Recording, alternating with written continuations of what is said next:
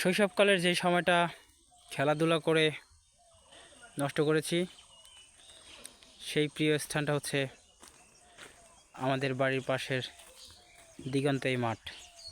দেখতে পাচ্ছেন এখন পুরো মাঠটাই খালি পড়ে আছে। সেই খেলার সাথীগুলোও নেই, আর সেই ক্রিকেট খেলার যে ক্রিজ, সেই ক্রিজটাও নেই।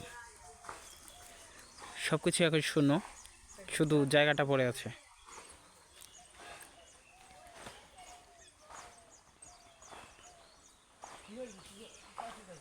কিন্তু সত্যি কথা বলতে এখনও মন পড়ে আছে সেই খেলার মাঠে। মাঠ আছে, জমি আছে,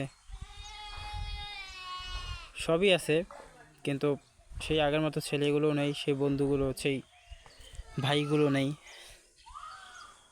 কেউ আছে বিদেশে, কেউ আছে ঢাকায় কর্মস্থলে, কেউ বা বাড়িতে বিভিন্ন কাজে।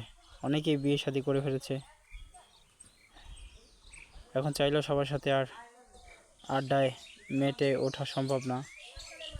তারপরে শৈশবকে সবসময় মনে পড়ে থাকে।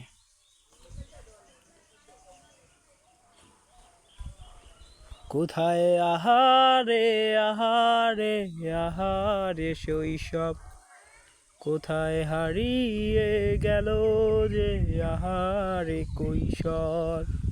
লাটিম খেলা আর ঘুড়ি উড়ানো, আম কুড়ানো আর পাতা পোড়ানো, ছোট্টবেলা সেই বন্ধুরা কই পড়ে আছে আজ এই আলোতেই।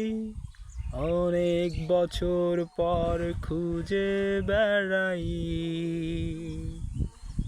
কোথায় আহারে আহারে আহারে শৈশব, কোথায় হারিয়ে গেল রে আহারে কৈশোর।